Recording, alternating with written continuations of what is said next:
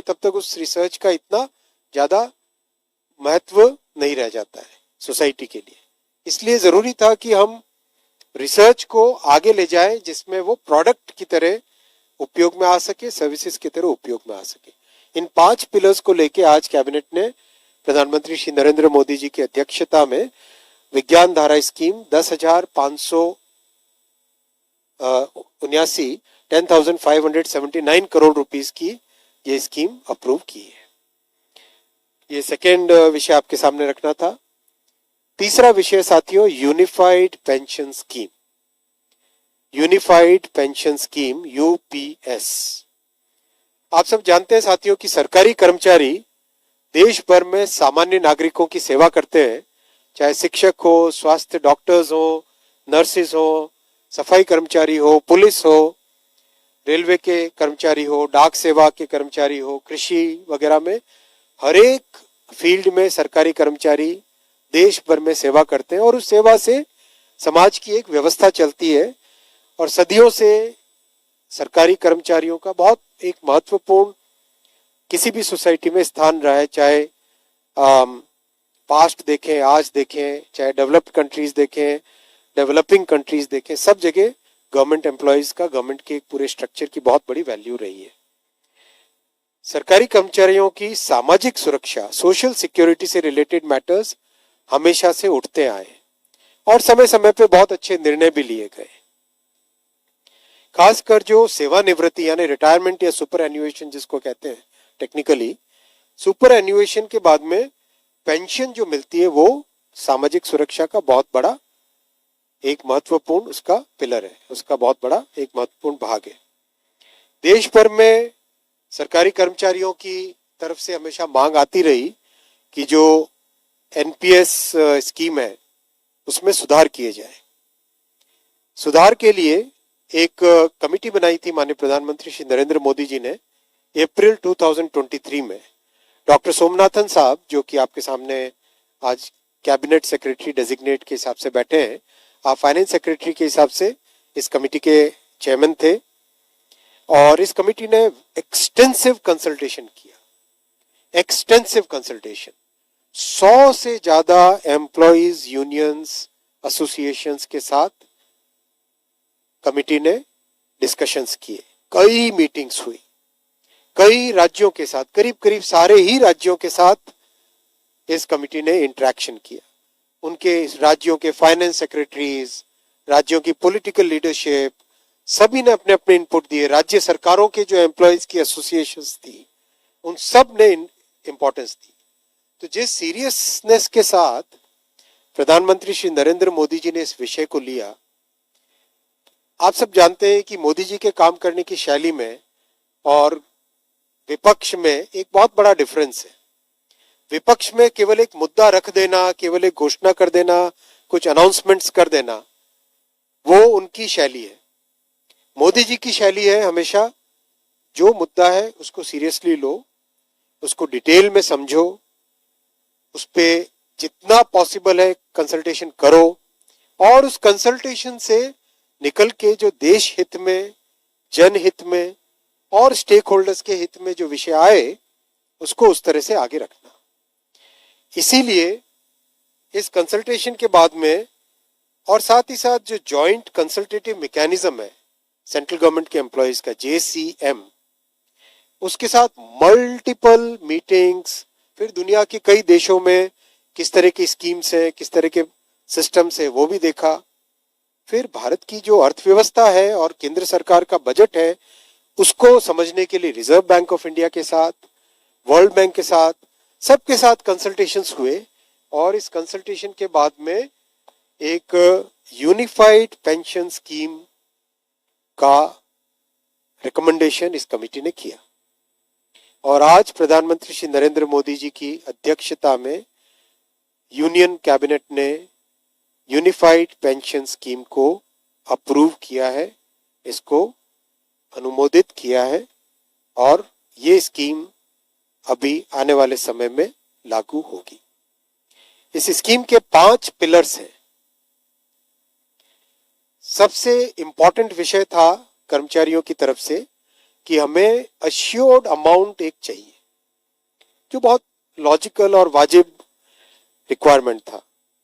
तो इस डिमांड पे एक मेथोडिकल वे में काम करके और एक्चुअरियल साइंसेस, जो लोग आगे का भविष्य का रिक्वायरमेंट वगैरह कंप्यूट करने का एक तरीका होता है जिसको एक्चुअरियल साइंस बोलते हैं, उनके साथ मिलके कई तरह के फाइनेंशियल मॉडल्स को प्रोजेक्ट करके और सबके साथ मिलके एक सिस्टमेटिक तरीके से 50% अश्योर्ड पेंशन, ये इस यूपीएस का सबसे पहला पिलर है।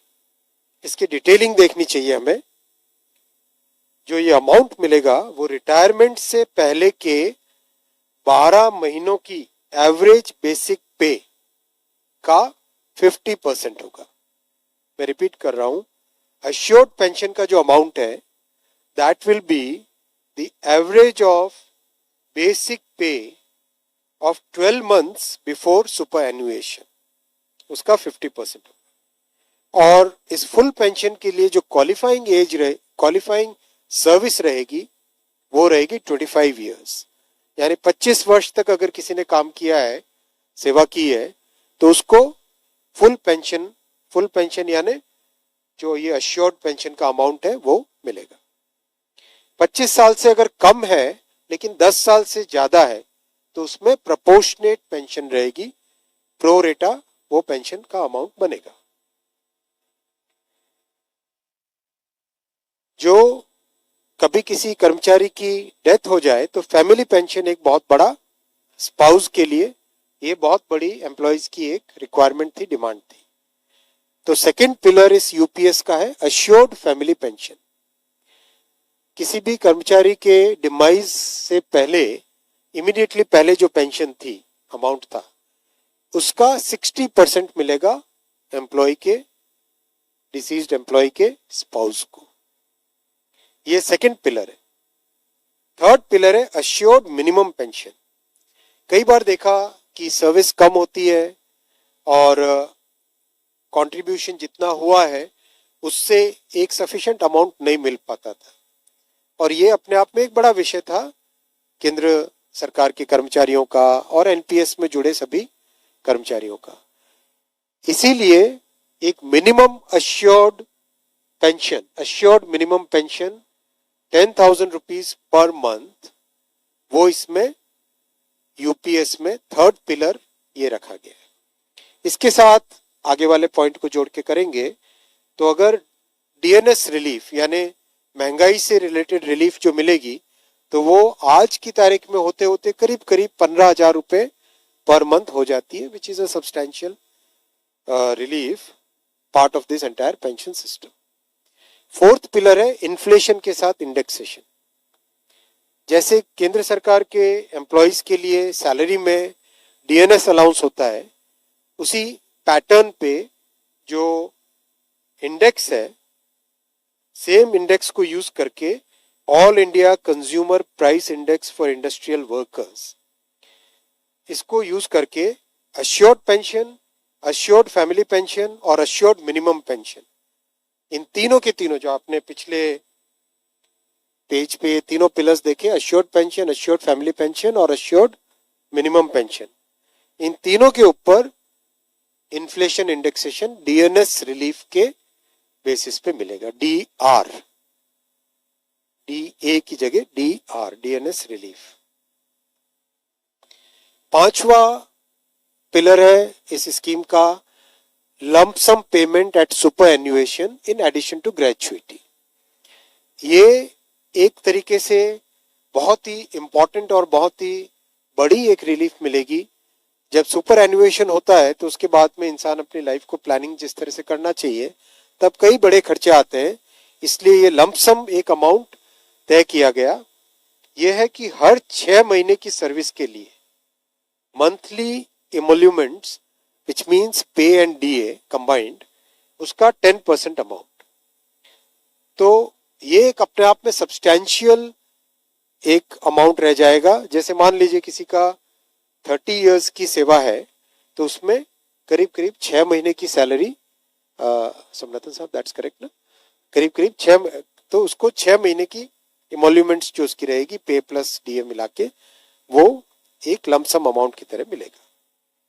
ये 5 पिलर्स को लेके आज यूनिफाइड पेंशन स्कीम अप्रूव हुई है। ये स्कीम केंद्र सरकार के करीब 23 लाख कर्मचारी, करीब 23 लाख एम्प्लॉयज हैं, उनको इसका बेनिफिट मिलेगा। ऑप्शन रहेगा, कोई अगर एनपीएस में रहना चाहे तो एनपीएस में रह सकता है, यूपीएस में ऑप्ट करना चाहे which is naturally a very attractive scheme तो उसमें ऑप्ट कर सकता है। प्लस राज्य सरकारें अगर इसी फ्रेमवर्क को, इसी आर्किटेक्चर को यूज करना चाहे तो राज्य सरकारें भी इस आर्किटेक्चर को यूज कर सकती है। अगर राज्य सरकार के कर्मचारी भी इसमें शामिल होते हैं तो करीब 90 लाख के आसपास टोटल कर्मचारी इसका बेनिफिट मिलेगा। सबसे इंपॉर्टेंट जो आज के इस फैसले का बहुत ही महत्वपूर्ण पार्ट है वो है कि कर्मचारियों पर इस स्कीम का भार नहीं पड़ेगा। आज एम्प्लॉइज 10% कंट्रीब्यूट करते हैं और आपको जानकारी होगी कि 10 वर्ष पहले तक सरकार भी 10% कंट्रीब्यूट करती थी, यानी 10 + 10 टोटल कंट्रीब्यूशन होता था। लेकिन मोदी जी ने 2019 में इस 10% कंट्रीब्यूशन को बढ़ा के 14% किया था। जो केंद्र सरकार का कंट्रीब्यूशन है उसको बढ़ा के 14% किया था। That itself was a very big contribution, big jump in the amount of contribution. अब वो कंट्रीब्यूशन बढ़ के 18.5% हो जाएगा। वो कंट्रीब्यूशन बढ़ के 18.5% हो जाएगा। ये स्कीम 1/4/2025 से लागू होगी। तब तक इसके लिए जो भी सारे स्ट्रक्चर्स, पोर्टल वोटल सब बनने होंगे, रूल्स रेगुलेशंस, वो सारे बन जाएंगे 1 अप्रैल 2025 से। 1 अप्रैल 2025 से लागू होगी ये स्कीम। और जितने भी एग्जिस्टिंग एम्प्लॉइज हैं एनपीएस में, उन सबको ये ऑप्शन मिलेगा, वो यूपीएस में शामिल हो सकते हैं। मेडिकल रीइंबर्समेंट पहले की तरह मिलेगा सेंट्रल गवर्नमेंट के एम्प्लॉइज को, जो कि बहुत बड़ी, वैसे भी मेडिकल रीइंबर्समेंट अभी भी पुराने ओपीएस के मेथड के टाइम से ही मिलता है, वो चेंज नहीं है। मैं आपके सामने ये भी रखना चाहूंगा साथियों कि कांग्रेस की 2 सरकारें जिन्होंने ओपीएस की घोषणा की, हिमाचल और राजस्थान, उन्होंने किस तरह से अपने राज्य सरकार के कर्मचारियों के प्रति एक तरीके से अनाउंस किया है, लेकिन इम्प्लीमेंटेशन उसमें कुछ नहीं किया। केवल अनाउंस करके एक भ्रम में रखना वो उनका काम था। इसके विपरीत प्रधानमंत्री श्री नरेंद्र मोदी जी का जो काम है, आप देखो, ये completely well thought through, extensively consulted, best practices को देख के, और साथ ही साथ इंटरजेनरेशनल इक्विटी, इंटरजेनरेशनल इक्विटी, आने वाली जनरेशन्स पे कोई एक्स्ट्रा भार ना पड़े, इसके लिए इस पूरी स्कीम को फुल्ली फंडेड स्कीम की तरह रखा गया है। फुल्ली फंडेड स्कीम की तरह रखा गया है। जो आज हमारा इसमें रिक्वायरमेंट रहेगा वो आज ही उसको फंड किया जाएगा, न कि हिमाचल और राजस्थान में कांग्रेस गवर्नमेंट्स की तरह आज अनाउंस कर दो, बाद में भविष्य में क्या होगा उसकी कांग्रेस ने कभी चिंता नहीं की। बहुत इंपॉर्टेंट है साथियों कि केंद्र सरकार और सरकारी कर्मचारियों के जो बहुत बड़े हिमायती बनते हैं, वैसी पॉलिटिकल पार्टियों का भी अगर हम इतिहास देखें तो वहां पर भी बहुत स्पष्ट तौर पे दिखाई देगा कि जैसे त्रिपुरा में कई वर्षों तक कम्युनिस्ट गवर्नमेंट रही, उन्होंने कभी भी ढंग से टाइम पे कमीशन नहीं रखा।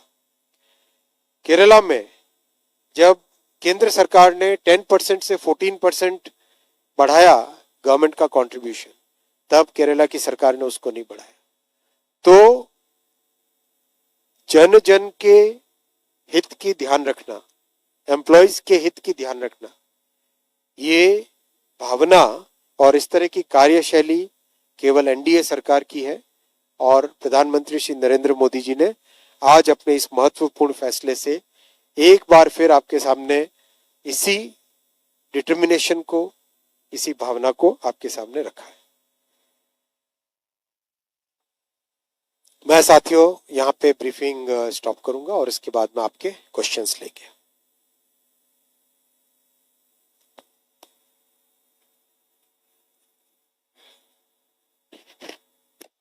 I would just like to supplement one thing in addition to what the Honorable Minister has said. This will also apply to all those who have already retired under NPS from 2004 onwards. So though the new scheme will take effect from 1/4/2025, everybody who has retired under NPS from the time of its inception, and also including those retiring till 31/3/2025, will also be eligible for all these 5 benefits. In their case, they will get arrears also for the past after adjusting whatever they have already drawn. So a calculation will be made and they will get arrears for the past also. जो लोग already retire हो चुके हैं 2004 से मार्च 2025 तक जो retire हुए हैं और अभी होने वाले हैं, उनको भी ये 5 जो पॉइंट्स हैं उसका लाभ मिलेगा। उनके लिए जो उनका अरियर्स है वो भी हम पे करेंगे, उस अरियर्स में कुछ इंटरेस्ट भी होगा, लेकिन उन्होंने जो ऑलरेडी विड्रॉ किया है कॉर्पस उसका एक एडजस्टमेंट भी होगा। एडजस्टमेंट के बाद जो अरियर्स पे करना है वो भी पे करेंगे, ताकि ऐसा कोई भी कर्मचारी जो आज तक एनपीएस में रहा है और रिटायर हो चुका है उनको भी ये सब लाभ मिलेगा। अब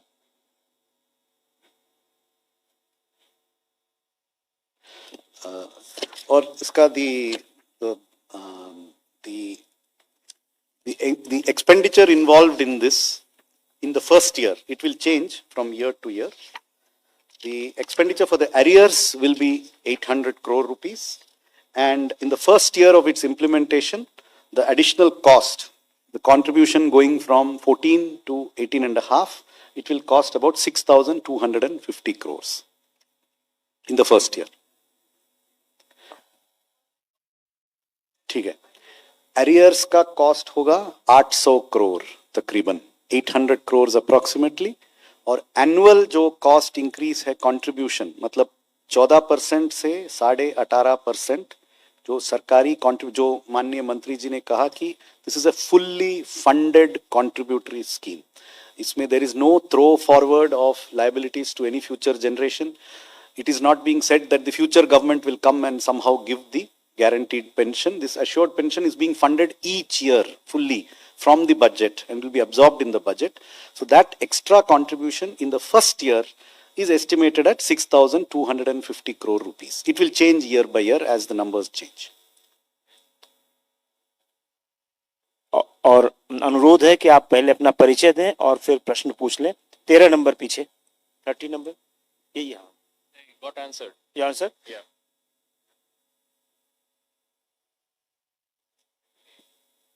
Yeah, Sunil Prabhu sir, NDTV. Mr. Somnathan, just to understand for, is it beneficial for a common man who's listening to you today? Will it be better for them to continue in new pension scheme or unified pension scheme? Simply put, I have a few more other questions. I think in 99+% of cases, it will be better to go into the UPS. There could be some very odd combination of circumstances which I am not able to envisage, but to the best of my knowledge, almost nobody will want to remain in NPS. But if there is somebody, we are leaving the option with them. If there is some peculiar circumstance where they prefer that, then that is up to them. I would just like to add to this point, the entire JCM and all the members of the associations who are representing the central government employees, they are all very happy about this movement, this entire scheme, and they have also met our Honorable Prime Minister today to thank him for this scheme. The other issue, sir, is in the new pension scheme. You're saying it's fully funded, 800 crores is the first thing. This will be applicable even for state government employees. See, the terms of reference which were given to the committee and which the Prime Minister had asked us to work on is to design a scheme for the center which can be adopted by any state in the same manner. So, as you know, the existing NPS was adopted by all except 2 states from 2004. Some of them later have said that they are leaving. But that was a national architecture. The center funds it in its own way. Similarly, this is a national architecture. The architecture is national. Center is going to use this architecture. All states are welcome to join it. And based on their own numbers, their contributions, etc., will be fixed. But the architecture is common. So you will fund also the state? No, we will not. The state government's employees will be funded by the state governments. 255, 255. मैं Uni से हूं। मेरा सवाल ये है कि ये old pension scheme में जो टोटल एमोल्यूमेंट का जितना परसेंटेज का मिलता था और इसमें कितना मिलेगा, टोटल एमोल्यूमेंट्स, मंथली एमोल्यूमेंट्स का कितना होगा? सेम है 50%. नहीं, 50% तो बेसिक पे का सर आप बता रहे हैं ना उसमें। Even in the existing old pension scheme, the pension is 50% of the pay. Even in the existing old pension scheme, it is 50% of the pay. And then there is a dearness relief. Okay. The same dearness relief is applicable here also. So there is actually, it is the same. Same. There is no catch or hidden thing here. It is similar. Thank you. Sir, I am Deepak from Times of India, sir. So you talked about this, increasing it to 18.5%. So what exactly is the reason? And second point, will there be an annual actuarial, actual calculation? And will you do it every year rather than taking it forward? Sir? So the reason for the increase is we are giving additional benefits.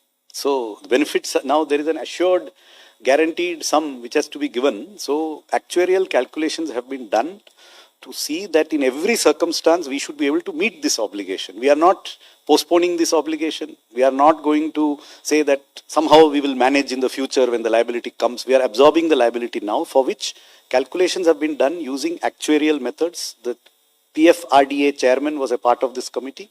They have gone into this in great detail. So they have calculated that as on today's assumed interest rates, inflation rates, etc., it requires an 18.5% contribution. However, there is also a provision for a once in 3 years reassessment. And on that assessment, the government's contribution may be modified. But I want to make it clear, the staff contribution remains unchanged. So any changes which may happen through any such assessment will be on the government, not on the staff. The staff contribution remains at 10% unchanged. 17, Prashant.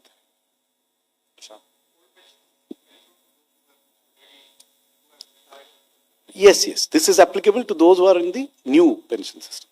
Sir, मैं प्रशांत हूँ NDTV से। आपने Congress ruled states की बात की sir.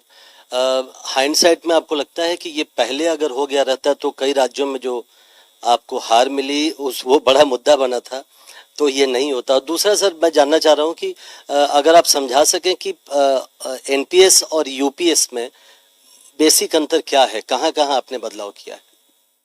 देखिए, अगर आप राज्यों की बात कर रहे हैं, बहुत अच्छी जीत मिली थी मध्य प्रदेश में, राजस्थान में, छत्तीसगढ़ में। तेलंगाना में बहुत बड़ी एक अच्छी वोट शेयर में बढ़त हुई थी। आप प्रधानमंत्री श्री नरेंद्र मोदी जी का काम करने का तरीका, उसमें एक प्रॉपर सिस्टमेटिक कंसल्टेटिव अप्रोच और डिटेल्ड रिसर्च वो मस्ट है। और दूसरी बात, कहीं पर भी जो भी काम करें उसकी क्या कॉस्ट आएगी, कितना आज हमारा ऑब्लिगेशन है, उन सब चीजों को सोच समझ के ढंग से करने का काम होता है। दूसरी बात आपको ये भी ध्यान में रखनी चाहिए, कांग्रेस ने जब ओपीएस की बात शुरू में की थी, उनके अंदर भी बहुत सारे अंतर्विरोध थे। आपने कई आर्टिकल्स और कई स्टेटमेंट्स कांग्रेस के बड़े नेताओं के भी देखे होंगे, मैं नाम नहीं लूंगा, लेकिन उनके स्वयं के अंदर भी बड़े अंतर्विरोध थे। और कांग्रेस ने अपना जब जनरल इलेक्शंस का मैनिफेस्टो दिया, क्या उसमें ओपीएस था? नहीं था। कांग्रेस ने अपने मैनिफेस्टो में ओपीएस की बात नहीं रखी थी। मोदी जी का कमिटमेंट है वेलफेयर के लिए, मोदी जी का कमिटमेंट है एक एक व्यक्ति के हित की बात सोचने के लिए, इसीलिए ये बहुत सोच समझ के ये स्कीम लाए। सचिन।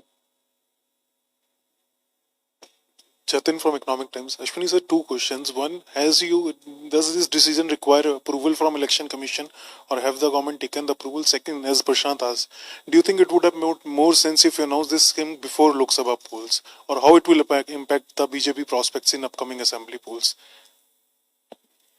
प्रधानमंत्री श्री नरेंद्र मोदी जी ने इलेक्टरल पॉलिटिक्स से ऊपर उठ के सारे फैसले लेना एक पूरी ऐसी एक नई कड़ी दिखाई है। 10 वर्षों में आपने देखा होगा राजनीतिक मुद्दों पर बड़े फैसले लेना नहीं, फैसले लेना जनहित के मुद्दों पे। आज एक सोची समझी प्रक्रिया, बहुत लंबी डिटेल्ड प्रक्रिया के बाद में ये स्कीम आज अनुमोदन में आई है। इसमें इलेक्शन से कोई संबंध नहीं है, इसका इलेक्शन के साथ कोई संबंध नहीं है, तो इलेक्शन कमीशन के वाला विषय इसमें आता नहीं है, पहली बात। दूसरी बात, मैं फिर आपको कहना चाहूंगा कि केंद्र सरकार के कर्मचारी हो, राज्य सरकारों के कर्मचारी हो, उन सब ने पिछले 10 वर्षों में जो काम हुआ है, चाहे इंफ्रास्ट्रक्चर का काम हो, समाज के हित के काम हो, चाहे सिंप्लीफिकेशन हो बहुत सारे कानूनों में, उस सब को देखा है और उनका बहुत बड़ा सहयोग हमको हर इलेक्शन में मिला है।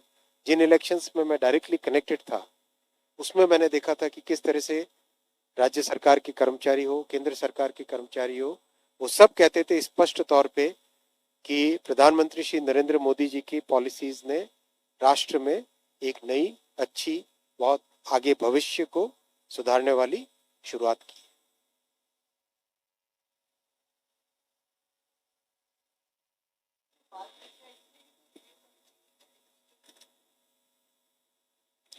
Inflation indexation is already there on salaries, and the same index will be used for this. There is no need for any committee for this. That is why it is the same index which has been specified. The index was also mentioned in the presentation. That index will be applied to the pension in the unified pension system. So there is no need for any committee for that. 25.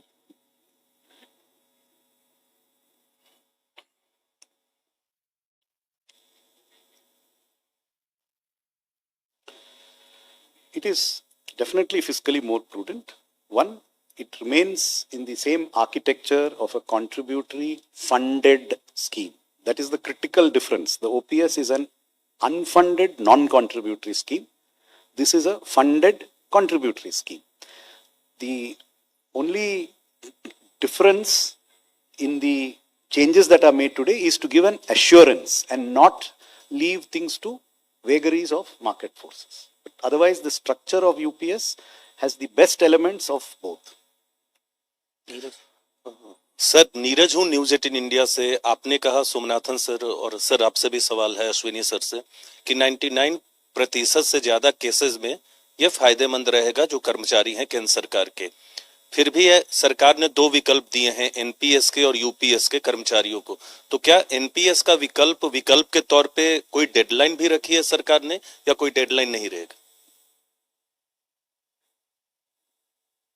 No, there is no deadline. People can continue indefinitely on NPS if they wish.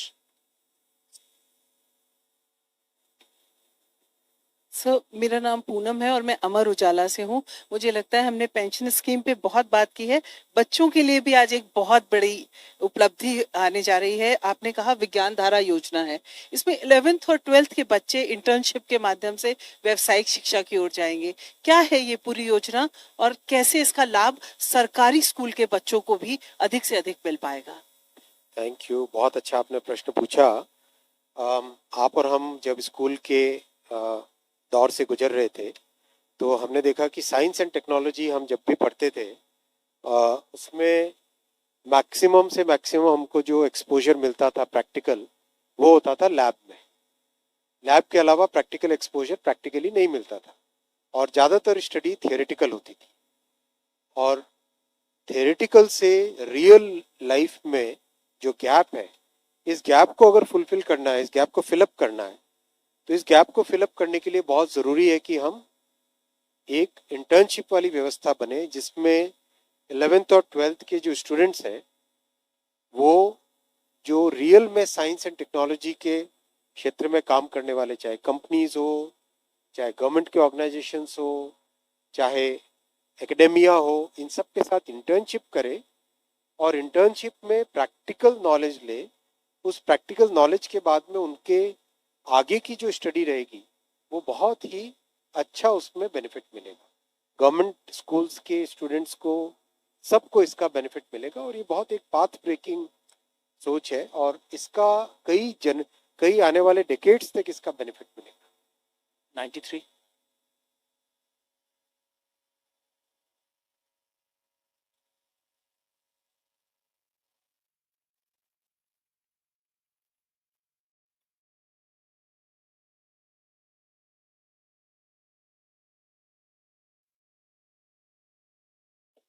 See, OPS is not a point of reference. OPS has ceased in 2004. But this unified pension scheme has those features of of the OPS which are an assured pension, inflation indexation, family pension, and minimum pension. So those features of the OPS are available in the UPS. The contributory and fully funded nature of NPS is also available in this scheme. That is why it's a unified pension scheme.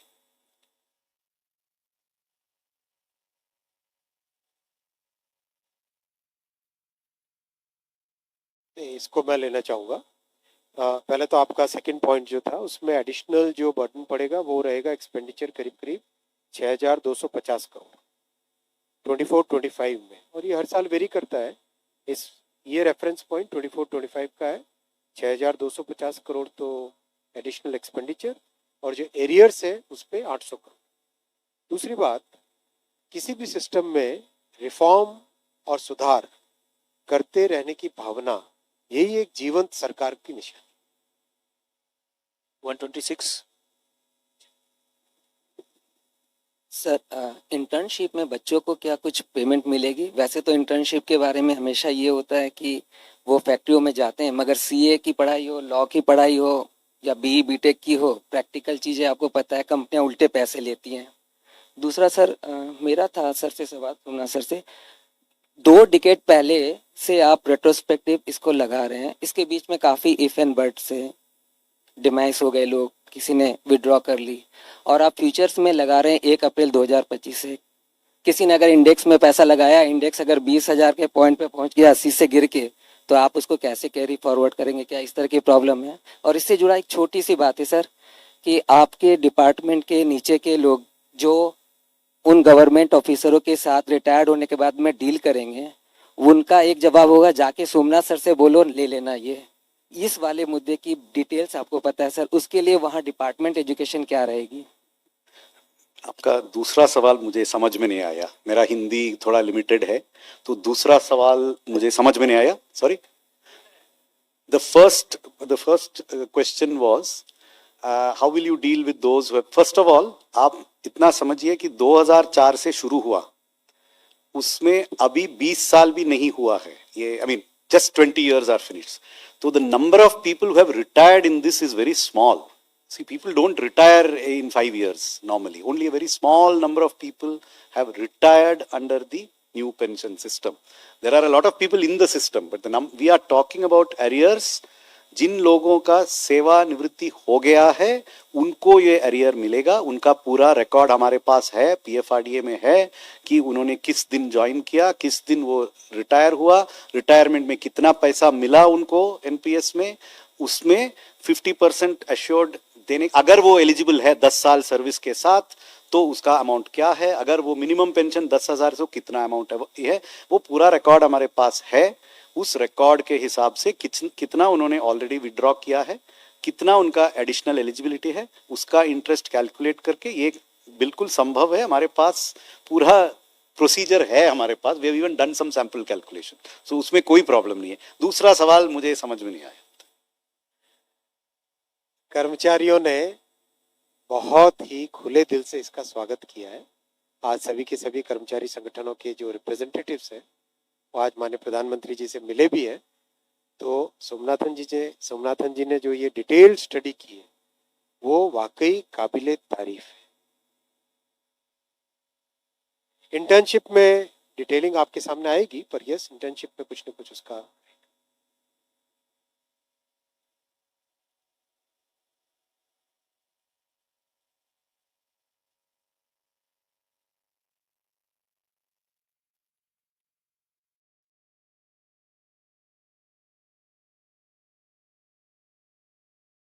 उस पर कोई discussion नहीं।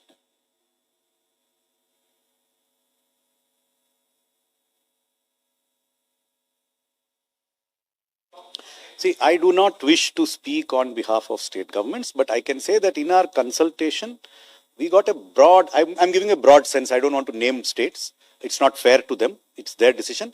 The broad sense was that they were looking for the central architecture and most of them perhaps may choose to follow it. This is the impression I got in the meeting, but I don't want to speak for them. तो last question हम लेते हैं 125। आप दोबारा पूछना चाहते हैं कुछ? सर दो सवाल हैं। एक तो जो विकल्प को लेकर हमने पूछा था कि वन टाइम स्विच होगा एनपीएस से यूनिफाइड पेंशन स्कीम में, और दूसरा सवाल ये है कि जो लोग वीआरएस लेंगे उनके लिए क्या प्रावधान होगा नए पेंशन स्कीम में, यानी यूपीएस में। So, ये जो आपने कहा कि वन टाइम स्विच, हाँ, you can opt only once. You cannot change your option. आपको एक टाइम ऑप्शन करना पड़ेगा कि मुझे ये चाहिए कि वो चाहिए। एक बार कर दिया तो वो इट रिमेन्स फिक्स्ड। दूसरा सवाल, वॉलंटरी रिटायरमेंट में भी ये 25 ईयर मिनिमम सर्विस का प्रोविजन रहेगा, लेकिन उसमें pension will start only from superannuation, not from the date of voluntary retirement.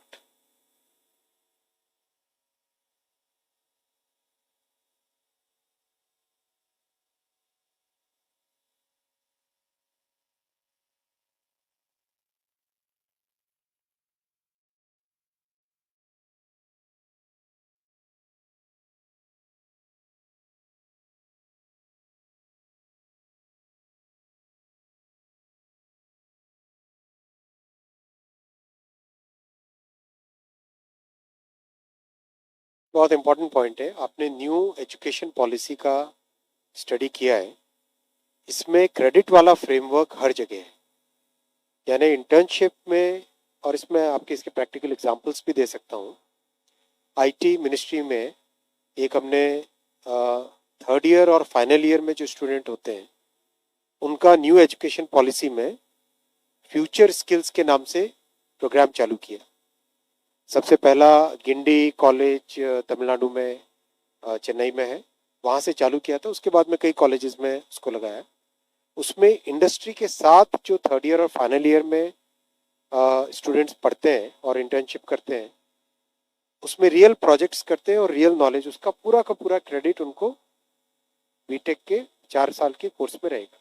वो कि वो सिस्टम 10th 11th 12th ये जो क्रेडिट वाला फ्रेमवर्क है जो न्यू एजुकेशन पॉलिसी में, इसकी पूरी डिटेल आपके साथ शेयर भी कर सकते हैं, लेकिन ये जो क्रेडिट वाला फ्रेमवर्क है वो इसमें बेनिफिट देगा।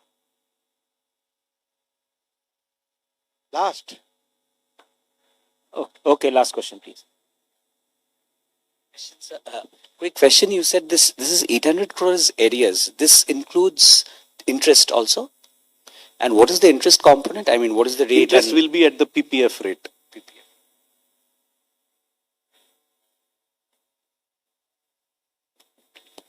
बहुत धन्यवाद आप लोग, बहुत बहुत Thank you. धन्यवाद आप लोगों का। आपसे अनुरोध है कि आपके लिए, हम सब के लिए भोजन की व्यवस्था नीचे की गई है, आप जरूर वहां पर पधारें। Thank you very much.